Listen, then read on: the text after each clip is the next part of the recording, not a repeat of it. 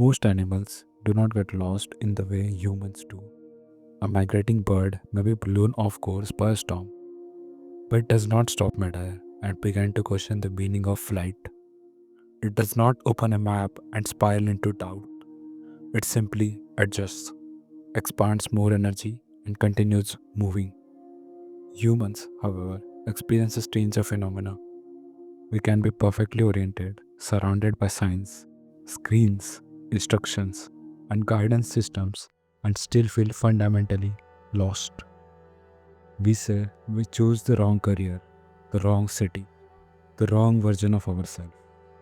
But this explanation flatters us. It suggests a navigational error where what we are experiencing is something far more ordinary and far more corrosive. We are not lost, we are exhausted.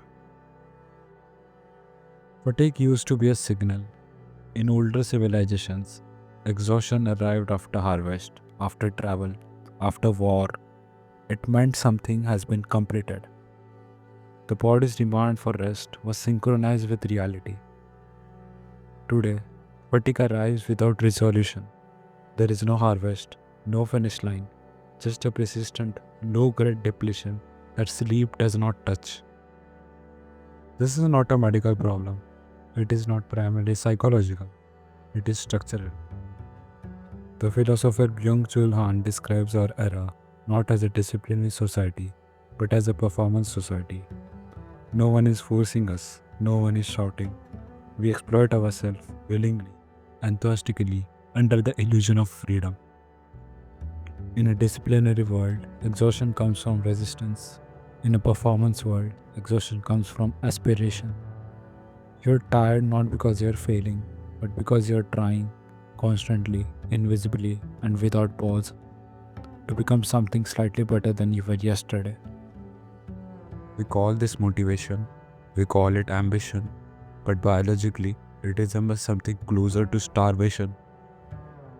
The nervous system was not designed for infinite self optimization, it was designed for threat and recovery, hunt and rest, danger and safety, signal and silence.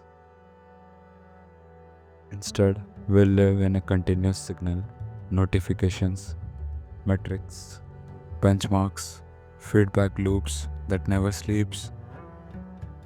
Marshall McLuhan warned that every medium is an extension of nervous system. What he did not live to see was what happens when that extension never retracts. When the nervous system cannot withdraw, it cannot recover. When it cannot recover, it begins to confuse fatigue with failure. This is critical misinterpretation, the moment where tiredness turns into identity. Jonathan Haidt has written about how constant stimulation fragments attention. But attention is not just a cognitive resource, it is existential. What you attended to is what you become.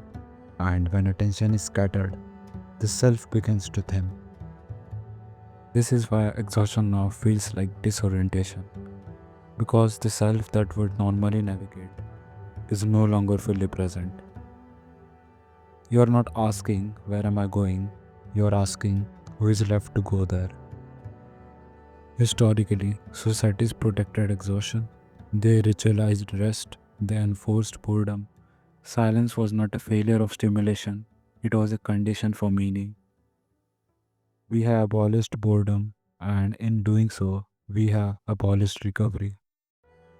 The result is a strange civilization symptom, a population that is hyperstimulated yet directionless, highly informed yet internally opaque. We mistake this for being lost, but being lost implies the presence of energy misapplied. We are experiencing is energy drain before it can choose. This is why advice fails.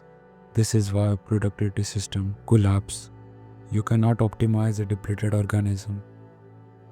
Rest is no longer a reward. It is an act of resistance. So if you feel lost, pause before you search for direction. Ask instead what has been taken from you quietly, repeatedly, and without your consent. because clarity does not come from movement, it comes from recovery. If you enjoyed this video, please like and share and subscribe for more upcoming content. Thank you.